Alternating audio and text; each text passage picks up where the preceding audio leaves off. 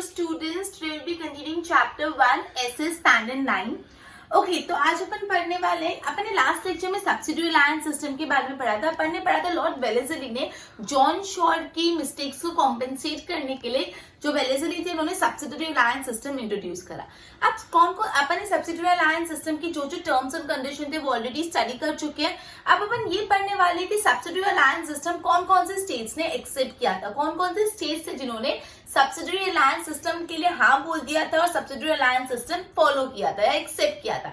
तो निजाम ऑफ हैदराबाद, अवध, मैसूर, होलकर, भोसलेस, ये सारे जो स्टेट्स हैं, ये सारे जो रूलर्स थे उन्होंने सब्सिडियरी अलायंस सिस्टम एक्सेप्ट किया था। तो ये very important answer for 1 mark आपसे सब पूछ सकते हैं। Name the states and name the ruler who have accepted the subsidiary alliance system. Name the states और name the rulers who have accepted subsidiary alliance system. तो निजाम, मैसूर, अवध, भोसले, होलकर, ठीक है। अब नेक्स्ट बात ये आती है कि जो सब्सिडियरी अलायंस सिस्टम था it was like a sweet poison. ये क्या था? एक स्वीट पॉइजन जो दिखने में बहुत अट्रैक्टिव लगता था बट एक्चुअली वो एक धोखा था। समझ रहे हो? दिखने में ये सिस्टम बहुत अट्रैक्टिव लगता था बट एक्चुअली इसमें इंडियंस का कोई फायदा नहीं था, इसमें ब्रिटिशर्स का ही फायदा था। तो it was like a sweet poison जो देखने में तो बहुत स्वीट लगता है but when you engulf it तो उसमें वो पॉइजन होता है, राइट? तो Again, this one is a very important answer. Which system was considered as a sweet poison? तो कौन से सिस्टम को स्वीट पॉइजन बोलते थे? Subsidiary alliance system, right? तो ये बहुत ही इंपॉर्टेंट आंसर है कि कौन से सिस्टम को स्वीट पॉइजन बोला जाता था, सब्सिडियरी अलायंस सिस्टम को। ओके ये सिस्टम से वेलेस्ली ने अपने काफी सारे एरिया को अपने अंडर एनेक्स कर लिया और ईस्ट इंडिया कंपनी का जो रूल है वो बढ़ा लिया, एक्सपैंड कर लिया। जो सब्सिडियरी अलायंस सिस्टम है, सब्सिडियरी अलायंस सिस्टम से जो लॉर्ड वेलेस्ली है उन्होंने बहुत ज्यादा, जो लॉर्ड वेलेस्ली काफी सारे प्रोविंसेस अपने आप पे एनेक्स कर लिए और इस तरह से उन्होंने अपना रूल एस्टैब्लिश किया, रूल एक्सपैंड किया, राइट? ओके अब जैसे ही ये वेलेस्ली ने सब्सिडियरी अलायंस सिस्टम स्टार्ट किया तो उन्होंने टीपू सुल्तान जो मैसूर के थे उनसे पूछा कि आपको ये सब्सिडियरी अलायंस सिस्टम ज्वाइन करना है। एंड ये ऑब्वियस था, टीपू सुल्तान ने मना कर दिया। We already study Tipu Sultan कौन थे? टाइगर ऑफ मैसूर माने जाते थे, ठीक है। तो टीपू सुल्तान से जब वेलेस्ली ने पूछा कि do you want to accept subsidiary alliance system तो उन्होंने मना कर दिया। अब मना कर दिया तो इतना इजीली तो बात कंप्लीट नहीं होगी। मना करा तो ब्रिटिशर्स ने क्या किया? ईस्ट इंडिया कंपनी वेलेस्ली ने क्या किया? उन्होंने मना किया, इसलिए वेलेस्ली ने निजाम ऑफ हैदराबाद के साथ, निजाम के साथ मिलके टीपू सुल्तान को अटैक करा और फोर्थ मैसूर वॉर हुई। टीपू सुल्तान को अटैक और फोर्थ मैसूर वॉर हुई 1799 में और इस फोर्थ मैसूर वॉर में टीपू सुल्तान हार गए और टीपू सुल्तान की डेथ होगी। Tipu Sultan lost his life, ठीक है। ओके वापस एक बार, मैं अभी तक आपको सब्सिडियरी अलायंस सिस्टम के बारे में बता रही थी। सब्सिडियरी अलायंस सिस्टम वेलेस्ली ने इंट्रोड्यूस किया था जो अपन ने ऑलरेडी अर्लियर लेक्चर में करा और अपन ने ये भी समझा है कि सब्सिडियरी अलायंस सिस्टम के कौन से टर्म्स एंड कंडीशन है। Then we are going to study कौन से states and कौन से rulers have accepted the subsidiary alliance system. तो ये 1 मार्क के लिए इंपॉर्टेंट है। तो इट वुड बी अवध, निजाम, मैसूर, भोसले, होलकर्स, ये सारे स्टेट है, ये सारे रूलर थे who accepted the subsidiary alliance system. Now one more which is very important, this system was considered as a sweet poison. कौन से सिस्टम को स्वीट पॉइजन माना जाता था? तो subsidiary alliance system was considered as a sweet poison because वो देखने में बहुत अट्रैक्टिव ऑफर लगता है but actually when you accept the offer ultimately loss is yours, right? Okay Wellesley ने सब्सिडियरी अलायंस सिस्टम से काफी सारे टेरिटरीज अपने में एनेक्स कर लिया, अपने कंपनी का रूल बना दिया। अब जब वेलेस्ली ने टीपू सुल्तान से पूछा that you want to accept the subsidiary alliance system and not to a surprise होने की बात नहीं, उन्होंने मना कर दिया। टीपू सुल्तान ने रिजेक्ट कर दिया ये सब्सिडियरी अलायंस सिस्टम। ये रिजेक्ट करने से कारण, ये प्रपोजल रिजेक्ट करने के कारण जो ईस्ट इंडिया कंपनी जो वेलेस्ली थे उन्होंने निजाम के साथ मिलके टीपू सुल्तान पे अटैक करा और फोर्थ मैसूर वॉर हुई और उस फोर्थ मैसूर वॉर में अनफॉर्चुनेटली टीपू सुल्तान की लाइफ चली गई, राइट?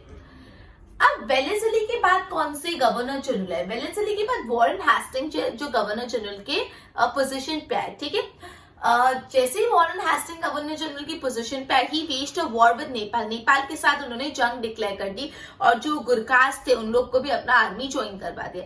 सिमिलरली उन्होंने पिंडारास को भी अपने कंट्रोल में कर लिया। मतलब Warren Hastings as a governor general है और नेपाल, पिंडारास इन सबको अपने कंट्रोल में कर लिया। जो थर्ड मराठा वॉर हुई थी वो सबसे इंपॉर्टेंट थी ईस्ट इंडिया कंपनी की सुप्रीमेसी एस्टैब्लिश करने के लिए। जो थर्ड मराठा वॉर हुई थी वो सबसे इंपॉर्टेंट इवेंट था जिससे ईस्ट इंडिया कंपनी की सुप्रीमेसी एस्टैब्लिश हुई, ठीक है। अब वॉरेन हेस्टिंग के बाद एक दूसरे गवर्नर चल रहा है विलियम बेंटिंग। वॉरेन हेस्टिंग के बाद दूसरे governor general William Bentinck, comparison to दूसरे गवर्नर जनरल विलियम बेंटिंग बहुत लिबरल थे, ठीक है, वो स्ट्रिक्ट नहीं थे, वो लिबरल मेजर प्रोवाइड करते थे।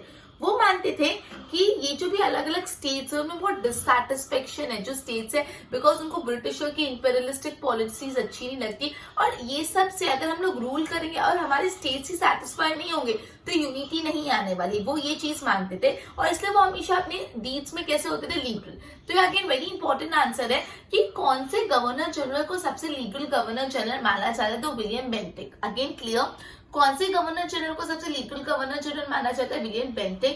क्यों उनको लिबरल गवर्नर जनरल माना जाता है, बिकॉज वो मानते थे ये जो भी अलग अलग स्टेट में डिससैटिस्फेक्शन है ब्रिटिशर्स की पॉलिसी के कारण या जो प्रीवियस गवर्नर जनरल से उनकी पॉलिसी के कारण, इससे कभी भी यूनिटी नहीं आने वाली, इसलिए वो लिबरल माने जाते थे। देखिए उनकी जो अप्रोच थी वो लिबरल होती थी।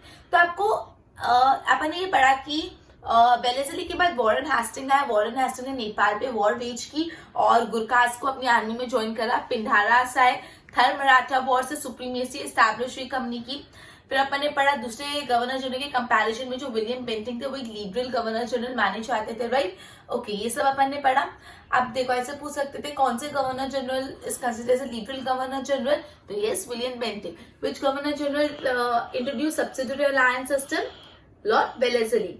फिर पूछ सकते हैं which governor general waged a war against Nepal, तो वॉरेन हेस्टिंग, राइट। बोर्ड पे ध्यान दो। The states who accepted the subsidiary alliance system were Nizams, Mysore, Awadh, Skinnen, Bhosle, Holkars. This system of the subsidiary alliance system is considered as a sweet poison.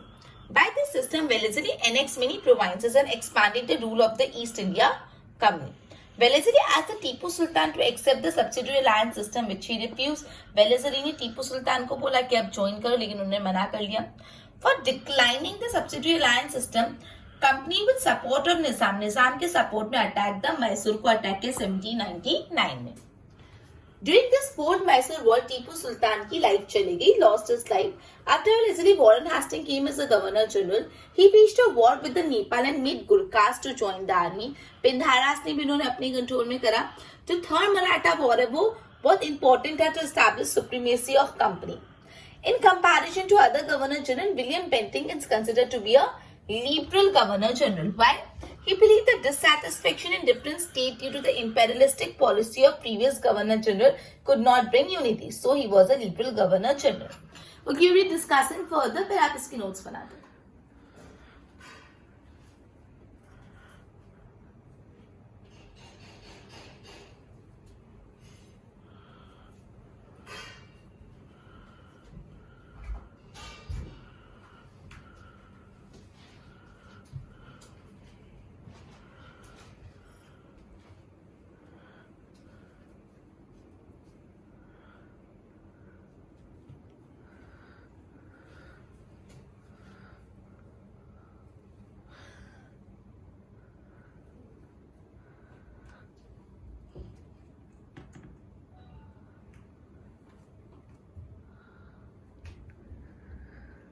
Okay, अब Dalhousie India में आए as a governor general. Dalhousie India में आए 1848 में। Dalhousie India में as a governor general 1848 में। वो fears imperialistic थे। वो कहते हैं फियर्स, बहुत ही ज्यादा इंपेरियलिस्टिक थे। इंपेरियलिस्टिक मतलब क्या होता है, जब एक रिच और पावरफुल कंट्री दूसरी वीक कंट्री में अपनी कॉलोनीज बनाना चाहती है, जब एक रिच और पावरफुल कंट्री दूसरी कंट्री में अपनी अपनी कॉलोनीज एस्टैब्लिश करना चाहती है, मतलब वो दूसरी कंट्री में रूलिंग करना चाहती है।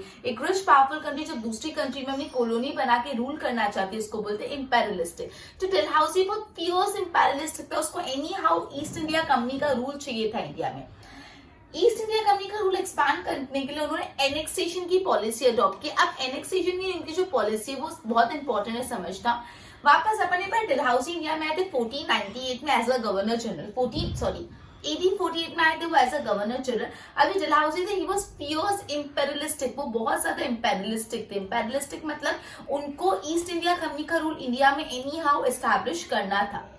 अपनी कंपनी का पावर एक्सपांड करने के लिए उन्होंने अलग अलग मेजर्स लिए, जिसमें था पॉलिसी ऑफ एनेक्सेशन। जो पॉलिसी ऑफ एनेक्सेशन बहुत इंपॉर्टेंट है। First, annexation by war.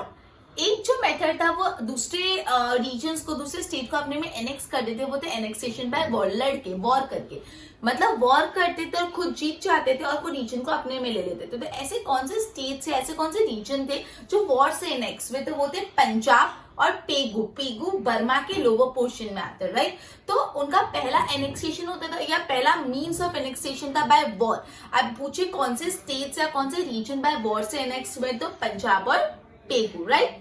उसके बाद दूसरा मेजर होता था annexation due to dying of king without heir. वो बोलते थे कि अगर कोई भी राजा की डेथ होगी और उनका कोई भी बच्चा नहीं है, कोई भी लड़का नहीं है, तो वो जो रूल है, वो जो किंगडम है, डायरेक्टली ब्रिटिशर्स के पास आ जाएगा। इसको डॉक्ट्राइन ऑफ लैप्स बोलते हैं, जो अपन ने अर्लियर लेक्चर्स, अर्लियर स्टैंडर्ड्स में किया। अगर नहीं करा तो एक और बार सुन लो।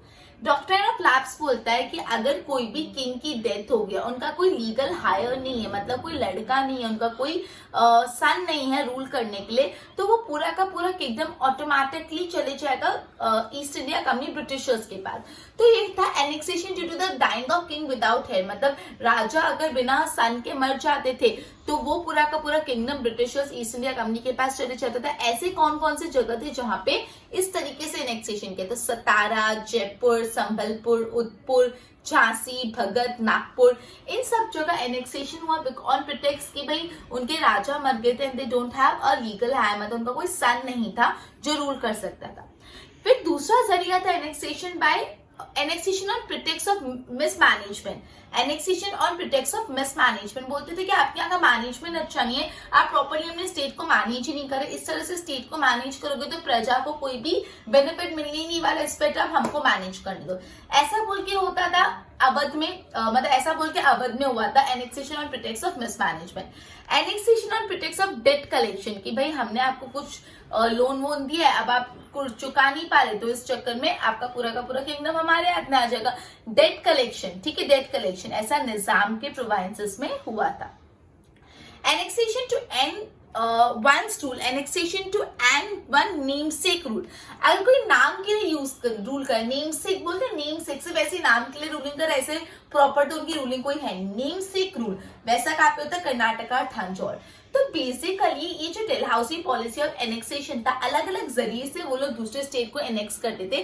पहला था एनेक्सेशन बाय वॉर। ऐसा कहाँ पे हुआ था एनेक्सेशन बाय वॉर? तो हुआ था पंजाब में और पेगू में वॉर करके उन्होंने ये रीजन को एनेक्स करा। फिर annexation on pretext of dying of a king without heir, कि अगर राजा बिना सन के मर जा रहे, डेथ हो जा रही है, तो पूरा का पूरा किंगडम ब्रिटिश के पास चले जाएगा। ऐसा कहाँ कहाँ हुआ था ऐसे टाइप का एनेक्सेशन? सतारा, जेतपुर, संबलपुर, उदयपुर, झांसी, भगत, नागपुर, राइट। उसके बाद annexation on pretext of mismanagement. Annexation on pretext of mismanagement कि आप लोग अपने प्रजा को अच्छे से मैनेज नहीं करे, अपने किंगडम को मैनेज नहीं करे, आपके प्रजा को बेनिफिट हो नहीं रहा, इससे अच्छा हम ले लेते हैं। तो ऐसा हुआ था अवध में। Annexation on pretext of debt collection की डेट, जो ब्याज डेट लोन दिया उसको कलेक्ट करना है, तो ऐसा हुआ था निजाम के प्रोविंसेस में। And annexation in the two end the namesake rule, कोई नाम के लिए रूल कर रखा है, नेमसेक कैसे बोलते हैं, नाम के लिए रूल, नेमसेक रूल, वो एंड करने के लिए कहाँ पे होता है? थांजौर और कर्नाटका। तो ये थी डेलहाउसी पॉलिसी ऑफ एक्सपांशन, जो बहुत ही इंपॉर्टेंट। आई होप इतना क्लियर हुआ, बोर्ड पे ध्यान दो। Dalhousie came to India as a governor general in the year 1848 में हुआ है। He was fierce imperialistic। imperialistic मैंने बताया जिसको अपना कंट्री का रूल दूसरे कंट्री में एस्टैब्लिश करना होता है, अपनी कंट्री की कॉलोनीज दूसरे कंट्री में एस्टैब्लिश करनी होती है।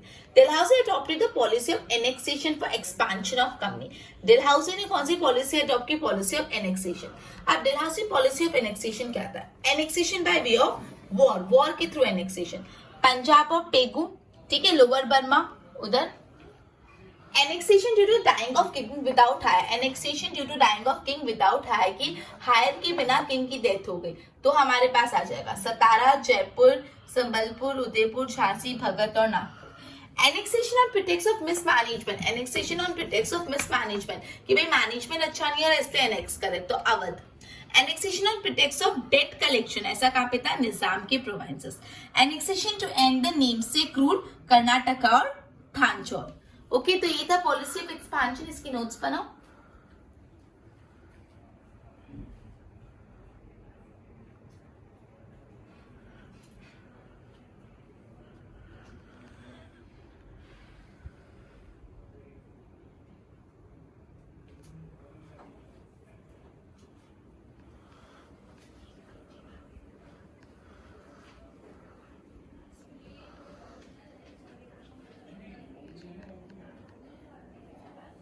अपने पढ़े जो डलहौजी थे, डलहौजी इंपेरियलिस्टिक तो थे पर साथ ही साथ बहुत बड़े रिफॉर्मिस्ट भी थे। डलहौजी इंपेरियलिस्टिक थे, वो चाहते थे उनकी कंट्री का बहुत सारी कॉलोनीज हो दूसरी कंट्रीज में, राइट, तो उनको इंडिया में अपना रूल बनाना था। बट अपार्ट फ्रॉम थे वो रिफॉर्मिस्ट भी थे। रिफॉर्मिस्ट मतलब क्या, नए नए चेंजेस लाना, न्यू रिफॉर्म्स लाना। रिफॉर्मिस्ट मतलब क्या होता है, चेंजेस लाना, रिफॉर्म्स लाना, समझ आई बात। उन्होंने सबसे पहले रेलवे लाइन स्टार्ट करी बिटवीन मुंबई टू थाने। उन्होंने वायरलेस सिस्टम एस्टैब्लिश किया between India and England. India और इंग्लैंड के बीच में वायरलेस जो सिस्टम था वो भी उनके टेन्योर में ही आया था। Establishment of public work department, उन्होंने पब्लिक वर्क डिपार्टमेंट सेटअप किया। इंग्लिश एजुकेशन, ये सारी जो भी रिफॉर्म्स आए वो किसके टाइम पे आए, डलहौजी के टाइम पे। तो ऐसा बोला है कि डलहौजी एक इंपेरियलिस्टिक तो थे पर साथ ही साथ वो रिफॉर्मिस्ट भी थे। रिफॉर्मिस्ट मतलब जो नए नए चेंजेस लाते हैं। तो आप ऐसा कैसे बोल सकते हो कि डलहौजी वाज आल्सो रिफॉर्मिस्ट। तो आपको लिखना है कि उन्होंने जो फर्स्ट रेलवे लाइन थी बिटवीन मुंबई टू थाने, फिर जो wireless system between India and England, public work department, English education, ये सारे जो रिफॉर्म्स आए थे, ये सारे reform introduce during the tenure of Dalhousie. Dalhousie के टेन्योर में ही सारे रिफॉर्म्स इंडिया में आए थे, राइट। तो इसलिए हम बोल सकते हैं वो इंपेरियलिस्टिक के साथ साथ बहुत बड़े रिफॉर्मिस्ट भी थे, ओके। उसके बाद उन्होंने लॉ पास किया to ban the child marriage. Child marriage को बंद करते हुए एक लॉ पास किया कि चाइल्ड मैरिजेस नहीं होनी चाहिए, वैसा लॉ पास किया। फिर उन्होंने विडो रीमैरिज एडवोकेट किया। विडो रीमैरिज आपको पता है कि अगर हस्बैंड की डेथ हो जाए तो रीमैरी करना, विडो रीमैरिज, ठीक है। तो उन्होंने विडो रीमैरिज एडवोकेट किया कि ऐसे नहीं कि पूरे लाइफ टाइम अकेले रीमैरी करो। तो उन्होंने they pass a law to ban the child marriage. Child marriage को बैन करना है, वो पनिशेबल बनाने के लिए उन्होंने लॉ पास किया जिससे लोग चाइल्ड मैरिजेस नहीं कराए। और उन्होंने विडो रीमैरिज को भी बहुत एडवोकेट किया मतलब सपोर्ट किया कि विडो शुड गेट रीमैरिड, ठीक है। With in span of 100 years, 100 साल के ड्यूरेशन में, जब से बैटल ऑफ प्लासी चालू हुआ 1757 से 100 ईयर्स तक ब्रिटिशर्स ने बहुत ज्यादा अपनी टेरिटरी को एक्सपांड कर लिया। लेकिन उसके बाद धीरे धीरे बहुत सारा डिससैटिस्फैक्शन आने लगा इंडियन स्टेट में, और इसके कारण बहुत सारी रिवॉल्ट चालू हुई। और जो इसका सबसे पहली रिवॉल्ट हुई थी 1857 में रिवॉल्ट हुई थी, राइट। ओके, अपने पढ़ा ये जो डलहौजी थे वो इंपेरियलिस्टिक के साथ साथ रिफॉर्मिस्ट भी थे। ऐसा कैसे बता सकते हैं। तो जो फर्स्ट रेलवे लाइन थी बिटवीन मुंबई एंड थाने, जो वायरलेस सिस्टम था बिटवीन इंडिया एंड इंग्लैंड के बीच का wireless system, public work department, English education, ये सब कब आया था, during the tenure of Dalhousie. Dalhousie के टेन्योर में ही ये सारी चीजें हुई थी, राइट। उसके बाद उन्होंने ही लॉ पास किया टू बैन चाइल्ड मैरिज, और उन्होंने ही एडवोकेट किया विडो रीमैरिज भी उन्होंने एडवोकेट किया। ये विद इन 100 ईयर्स के स्पेन में, जब से बैटल ऑफ प्लासी चालू हुआ तब से बहुत सारे चेंजेस, मतलब ब्रिटिशर्स का रूल बहुत ज्यादा एस्टैब्लिश हुआ। लेकिन उसके बाद धीरे धीरे डिससैटिस्फैक्शन बिल्डअप हुआ अमंग पीपल, और ये in the form of revolt आया। और जो सबसे पहली फ्रीडम की रिवॉल्ट हुई थी वो 1857 में हुई थी, राइट। बोर्ड पे ध्यान दो। Besides being imperialistic, Dalhousie was also a reformist. First railway line in India was Mumbai to Thane के बीच में थी first railway line. Wireless system between India and England, India और इंग्लैंड के बीच में wireless system, establishment of public work department भी इस टाइम में आया था, इंग्लिश एजुकेशन भी, all this was introduced during the tenure of Dalhousie. उसके बाद ही pass a law to ban child marriage and advocated widow remarriage को उन्होंने एडवोकेट किया। अब within the 100 years from battle of Plassey 1757 से लेके ब्रिटिश रूल बहुत ज्यादा एक्सपांड हुआ, लेकिन डिससैटिस्फैक्शन आया इंडियन स्टेट में। और सबसे पहली जो फ्रीडम स्ट्रगल थी वो हुई थी 1857 AD में, राइट। बस की नोट्स बनाओ।